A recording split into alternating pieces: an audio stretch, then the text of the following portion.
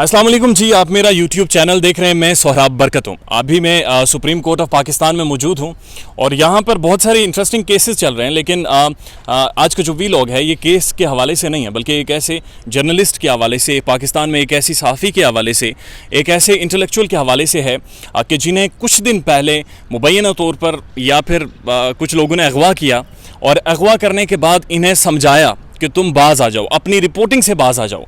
जिन्हें कल फैसल वावडा ने भी समझाया कि आप बाज़ आ जाएं जी, आप छोड़ दें ये सारा काम, ये आप ना करें, ऐसा उनका कहना था। मेरे साथ मतियुल्लाह जान साहब मौजूद हैं, आप सब इनसे वाकिफ़ हैं। अस्सलाम वालेकुम। अस्सलाम वालेकुम जी। आपकी क्या हाल है? जी ठीक ठाक सोहराब। सर, ये जो कुछ गुमनाम लोग आपको ले जाते हैं, आपको समझाने की कोशिश करते हैं, ये क्या समझाते हैं आपको? देखिए, रियासत के लोग गुमनाम नहीं होते, रियासत का नाम होता है। लेकिन बदकिस्मती से हमारे रियासत का नाम नहीं है, रियासत बदनाम है। जिस रफ्तार से लोग लापता होते हैं, अगवा होते हैं और कई कई साल बाद फिर कुछ लोगों को छोड़ भी दिया जाता है, पूरे की पूरी फैमिलीज़ को भी उठा लिया जाता है, सगे भाइयों को भी उठा लिया जाता है, एक को छोड़ दिया जाता है। बदकिस्मती से इतनी खौफ व हरास फैलाया हुआ है इस सोसाइटी में कि लोग जो वापस आते हैं वो भी बात नहीं करते। उनका ना तो पुलिस पे एतमाद होता है, ना उनका इस अदलिया पे एतमाद होता है कि कोई जज उन्हें इंसाफ देगा, इसलिए वो बात नहीं करते, खौफज़दा होते हैं और उनको ये ख़तरा होता है कि बात ठीक है, आप ख़ुद क्यों नहीं खौफज़दा होते? आप काफ़ी घंटे अगवा रहे और उनकी वो आपको लेकर गए, गुमनाम जगह पर लेकर गए, और जब आप अपनी वीडियो में बता रहे हैं कि जब उन्होंने आपको छोड़ा तो आपने गाड़ी की रोशनी में देखा था, वहाँ पे लिखा था महकमा ज़राअत पंजाब। एक बड़ी रेलिवेंस है उसकी 2018 के इलेक्शंस के साथ भी। ठीक, आप ख़ुद क्यों नहीं खौफज़दा होते इन सारी थ्रेट्स के बाद भी? देखिए, मैं भी जो कर रहा हूँ, मैं नहीं समझता कि मैं बहुत कोई ख़तरनाक काम कर रहा हूँ। मेरे नज़दीक ये कोई ऐसी बात नहीं है कि जो आप देख रहे हैं वो आप बता रहे हैं। तो इसलिए शायद उन्होंने इस बात को यकीनी बनाया कि मेरी आंखों पे पट्टी बांधी रखी कि मैं सिर्फ वही कहूँ जो मैं देख सकता हूँ या वो दिखाना चाहते हैं। उन्हें पता था कि अगर इसने ज़्यादा देख लिया तो सब कुछ बता देगा, तो इसलिए उन्होंने मुझे बहुत ही कम देखने का मौका दिया और वो मैंने बता दिया जो मैंने देखा एज ए जर्नलिस्ट। और ये भी गलत बात होती कि मैं कहता कि फ़लाँ बंदा था, फ़लाँ नाम था, फ़लाँ शख्स था, फ़लाँ वर्दी थी, क्योंकि मुझे मौका ही नहीं दिया इन्होंने और उन्हें पता था कि इसने देख लिया तो ये चुप नहीं रहेगा। तो बहरहाल खौफज़दा मेरे ख्याल में नहीं होना चाहिए। मेरे वालिद साहब भी फ़ौज के कर्नल थे, मेरे भाई भी फ़ौज में मेजर रिटायर्ड हुए हैं। मैं ख़ुद आर्मी में 3.5 साल ट्रेनिंग की है, काकुल अकेडमी की। तो अल्लाह के फजल से जो फ़ौजी लोग होते हैं वो खौफज़दा नहीं होते, वो बहादुर होते हैं। और ये थोड़ी बहुत जो भी आप कहते हैं, मेरे अंदर अगर हिम्मत है तो वो फ़ौज की ट्रेनिंग का उसमें बहुत बड़ा किरदार है। सर, मसला ये है कि कुछ लोग फ़ौज की ट्रेनिंग करके फ़ौजी ही रह जाते हैं, कुछ लोग फ़ौज की ट्रेनिंग करके बाहर आके कुछ दुनिया को देख लेते हैं और पढ़ भी लेते हैं और समझ भी जाते हैं चीज़ों को, तो वो शायद उनमें दोनों लीथल कम्बिनेशन हो जाता है। आपके जो व्यूअर्स हैं यकीनन वो सारे जानते हैं, एक तासुर मिलता है कि आप हमेशा एंटी एस्टेब्लिशमेंट बात करते हैं, आप फ़ौज के ख़िलाफ़ बात करते हैं, आप एजेंसीज़ के ख़िलाफ़ बात करते हैं। बहुत सारी वीडियोज़ मैंने आपको देखी हैं, वो शीर पॉलिटिकल इशूज़ थे, लेकिन उनमें भी कहीं ना कहीं आपने एक तासुर दिया कि इसमें भी एस्टेब्लिशमेंट इन्वॉल्व है। आपका कोई ज़ाती मसला है एस्टेब्लिशमेंट या फिर फ़ौज या आर्मी के साथ? देखें, ज़ाती मसला तो बिल्कुल नहीं हो सकता। कोई भी पढ़ा लिखा आदमी जब दलाइल की बात करता है, रीज़निंग के साथ बात करता है, तो फिर उसमें ज़ाती मसले की कहाँ से बात आ गई? कुछ लोगों को ये ख्याल है कि मुझे क्योंकि फ़ौज से निकाल दिया गया था तो इस वजह से मैं फ़ौज के ख़िलाफ़ हूँ। अगर मुझे फ़ौज से अगर सही निकाला गया था और किसी वजह से निकाला गया था तो मैं तो फिर बाकी लोगों की तरह मुँह बंद करके चुप करके बैठ जाता। जिस तरीके तनख्वाहें ले रहे होते, अपना कैरियर बना रहा होता। और अभी बहुत सारे हवालदार, एंकर और साफ़ी हैं जो कि अब बड़े लाखों में तनख्वाहें ले रहे हैं, क्योंकि वो मुंह बंद करके बैठे हुए हैं और वो सिर्फ सियासतदानों पे ही हाथ साफ़ करते हैं। तो बात यह कि मेरा कोई ज़ाती मसला नहीं है। मेरे वालिद साहब कर्नल थे आर्मी के, लेकिन उन्होंने भी बहुत ज़्यादा एजुकेशन और एकेडेमिया साइड पे डिस्टिंक्शंस हासिल की। He was MA political science gold medalist, MA philosophy gold medalist. उन्होंने चाइनीज़ लैंग्वेज में मास्टर्स किया। तो उनके भी पॉलिटिकल आइडियोलॉजीज़ थी। ज़ियाउल हक से नफ़रत करते थे, वो भुट्टो को बहुत लाइक करते थे क्योंकि उन्होंने आइन को पढ़ा हुआ था, वो आइन को पासदारी पे बिलीव करते थे। तो वो चीज़ें मैंने भी अपने वालिद साहब को इनहेरिट की। मेरी आइडियोलॉजी सिंपल ये है कि जो कॉन्स्टिट्यूशन है उसको फॉलो होना चाहिए, क्योंकि किसी सिस्टम के तहत ही मुआशरे जो हैं वो तरक्की करते हैं, बगैर सिस्टम के तरक्की नहीं करते। और आमरीत जो है वो नॉन सिस्टम है, जबकि डेमोक्रेसी एक सिस्टम है। जितना भी कमज़ोर हो ये चलता रहे तो ताकतवर बन ही जाता है, बिल्कुल उस गंदे पानी की तरह जो बहता रहे तो साफ़ हो ही जाता है। ऐसे ही है। मरीम नवाज़ जो अपोजिशन है, जो अपोजिशन पॉलिटिकल क्लास है, वो तो बड़ी आपकी तारीफ़ें करते हैं। जो तहरीक इंसाफ के नाकिद हैं वो भी आपकी बड़ी तारीफ़ें करते हैं।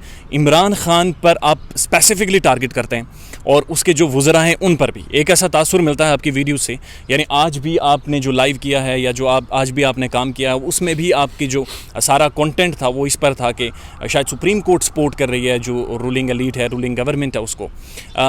ऐसा क्यों है कि आप सिर्फ इमरान खान या फिर इनके ख़िलाफ़ हैं, तहरीक इंसाफ के ख़िलाफ़ एक तासुर नज़र आता है आपका? पहली बात तो ये है कि बतौर सहाफ़ी आपका काम है कि ताकतवरों का एहतसाब करना, और हमारे मुल्क में जो इक़्तिदार में लोग होते हैं वही ताकतवर होते हैं। और किसी भी जमहूरी मुल्क में, अगर हम उसे जमहूरियत कह सकते हैं, तो उसमें हमेशा हुक्मरानों का ही मीडिया एहतसाब करता है। जो गरीब लोगों को तो जाके आप गिरबान नहीं पकड़ते ना कि तुमने ये क्यों किया, वो क्यों किया। सहाफ़ियों का काम है, और ख़ासकर एक कोर्ट रिपोर्टर का ये काम है कि वो उन इदारों का एहतसाब करे जिनको आइन के तहत और कानून के तहत अख्तियार दिया गया है, और जो ये दावा करते हैं कि वो आवाम के वोट से मुंतखब होके आए हैं।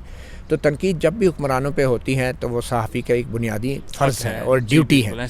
तो इमरान खान भी जिस तरीके से हुकूमत में आए हैं वो तरीका भी इंतहाई मतनाज़ था। जो इलेक्शन में जिस तरह की धांधली हुई, प्री पोल रिगिंग हुई, पॉलिटिकल इंजीनियरिंग हुई, और इस्टेब्लिशमेंट का एक जो रोल है वो तो हमारी तारीख़ का हिस्सा है। तो इस्टेब्लिशमेंट हो या कोई सिविलियन हुकूमत हो, नाम नहाद जमहूरियत हो, उस पर तनकीद अगर मतीउल्लाह जान करता है तो वो इसलिए करता है कि बतौर सहाफ़ी वो समझता है कि जो इक़्तिदार में उनको अकाउंटेबल बनाया जाए, जवाबदेह बनाया जाए। और फिर पाकिस्तान जैसे गरीब मुल्क में, कमज़ोर मुल्क में, गैर जमहूरी मुल्क में जब आइन की खिलाफ वर्जियाँ होंगी तो अगर मतीउल्लाह जान नहीं बोलेगा बतौर सहाफ़ी, वो सिर्फ इसलिए ना बोले कि लोग मुझे समझते हैं कि मैं इमरान खान के ख़िलाफ़ हूँ। इमरान खान तो एक मोहरा है, उसके ख़िलाफ़ होने या ना होने का तो कोई इशू नहीं है। असल ख़िलाफ़ तो उन कुव्वतों के सहाफ़ियों को, उन कुव्वतों को जवाबदेह बनाना चाहिए जो मुल्क के अहम फैसले करते हैं। जो लंगर बांट रहा है वज़ीर आज़म, उसको मैं क्या तनकीद का निशान बनाऊँ? जो खारजा पॉलिसी बना रहा है, दिफाई पॉलिसी पे तकरीरें कर रहा है जो जनरल जो है, तो उसी के ऊपर बात उस पर भी होनी चाहिए ना। नहीं, एक बात बताएं मुझे, वो ऑक्सफोर्ड का पढ़ा लिखा है, वो बुक रीडर है, वो कीन बुक रीडर है, उसकी 22-23 साल की स्ट्रगल है, वो पाकिस्तान का एक हीरो है। इस सब के बावजूद भी आप उसे एक मोहरा तस्वर कर रहे हैं। 23 साल स्ट्रगल की है उसने, ज़बरदस्त अपोजिशन की है। जेन्युइन पॉलिटिशियन कौन है फिर पाकिस्तान में? देखिए, पॉलिटिशियन जेन्युइन कोई नहीं होता सहाफ़ी के लिए। सहाफ़ी का काम है कि हर पॉलिटिशियन को उस वक्त परखना, जवाबदेह बनाना जब वो पॉलिटिशियन इक़्तिदार में है। और पाकिस्तान जैसे मुल्कों में, जैसे मैंने पहले कहा कि सबसे ज़्यादा अहम फ़ैसले जो हैं इक़्तिदार में हुक्मरान करते हैं, तो इसलिए सहाफ़ी को हुक्मरानों पर नज़र ज़्यादा रखनी चाहिए। तो सहाफ़ी का कोई आइडियल पॉलिटिशियन नहीं होता, और ना ही सहाफ़ी को अपनी लाइक्स और डिसलाइक्स जो हैं, अगर होती भी हैं तो उसको रैशनलाइज करना पड़ता है। कोई हीरो नहीं होता सहाफ़ी का। सहाफ़ी हर एक से सवाल करना उसको चाहिए, और ख़ासकर जो इक़्तिदार में हैं, जो हुकूमत में हैं, जो असल ताकतवर लोग हैं, उनको जवाबदेह बनाना चाहिए। तो ये कहना कि जेन्युइन पॉलिटिशियन कौन है, मेरे ख्याल में तमाम पॉलिटिशियन जेन्युइन हैं अगर वो एक सिस्टम का हिस्सा रहें, और अगर वो इस्टेब्लिशमेंट के कंधे पे बैठ के आएंगे तो वो जेन्युइन पॉलिटिशियन नहीं है। अगर एक पॉलिटिशियन, मैं समझता हूँ कि एक पॉलिटिशियन जो इस्टेब्लिशमेंट के कंधे पे बैठ के आता है वो ज़्यादा बड़ा मुजरम है इस मुल्क के आइन का, कि जो एक पॉलिटिशियन करप्शन करता है या कुछ करता है। हम पॉलिटिशियन का एहतसाब तो कर सकते हैं, लेकिन ताकतवर इस्टेब्लिशमेंट के बारे में तो हमें बोलने की भी आज़ादी नहीं है। अगर वो इस्टेब्लिशमेंट के कंधों पर नहीं आया, अगर उसने पैसे का इस्तेमाल किया, अगर उसने अपने असर रसूख का इस्तेमाल किया, अपनी जागीरदारी का इस्तेमाल किया, तो क्या उसके बाद भी आप ये समझें कि वो आइन और कॉन्स्टिट्यूशनल के अंदर है? चूँकि वो इस्टेब्लिशमेंट के उस पर नहीं आया हुआ तो वो एक राइट पॉलिटिशियन है। आपको पता है कि आजकल पिछले 15-20 साल से इवन जो जागीरदार हैं या जो पैसे के ज़ोर पे इलेक्शन लड़ते हैं, वो भी इस्टेब्लिशमेंट के कंधे पे बैठ के ही आते हैं या उनसे साजबाज करके ही आते हैं। कोई ऐसा जेन्युइन जागीरदार जो है, मैं नहीं समझता कि बगैर कंप्रोमाइज़ के अब जो है वो इक़्तिदार में या असम्बलियों में रह सकता है, क्योंकि उनके हर सियासतदान के ऊपर इंटेलिजेंस एजेंसियों ने फाइलें खोली हुई हैं। तो कोई जागीरदार है, कोई पैसे के ज़ोर पर आया है, तो किसी न किसी मोड़ पर जाके वो आवाम के वोट का फिर भी समझौता करता है, सौदा करता है, इस्टेब्लिशमेंट के साथ डील करता है। और हम देख रहे हैं कि बड़ी बड़ी सियासी जमातें, इंक्लूडिंग पीपल्स पार्टी, मुस्लिम लीग नून और दूसरी जो बड़ी जमातें, किसी न किसी मोड़ पे जाके वो इस्टेब्लिशमेंट के साथ बैठ के बात करती हैं। तो मैं समझता हूँ जब तक हम इस्टेब्लिशमेंट को एक सियासी प्लेयर के तौर पे उनसे बात करते रहेंगे तो कोई भी इस मुल्क में जेन्युइन पॉलिटिशियन पैदा नहीं हो सकता, और ना ही हम कह सकते हैं कि कोई जेन्युइन पॉलिटिशियन है। मैंने पहले कहा कि पॉलिटिशियन होना कोई जुर्म नहीं है, कोई गुनाह नहीं है। इस मुल्क में उसको जुर्म और गुनाह बना दिया गया है, क्योंकि उसके खिलाफ बाकायदा प्रोपेगेंडा किया जाता है। ऐसे ही तो ये तो पाकिस्तान की जो सियासत है उसको गंदा किया ही इस्टेब्लिशमेंट ने है, चाहे वो 90 में IGI बनाने की सूरत में हो, चाहे वो मुस्लिम लीग काफ जैसी पार्टियाँ, पेट्रियाट जैसी पीपल पार्टी हो, तो ये सारी गंदगी जो है सियासत के अंदर लाई ही एस्टेब्लिशमेंट ने। आप अभी नमाज का वक्त हो रहा है और हमारे पास वक्त कम है।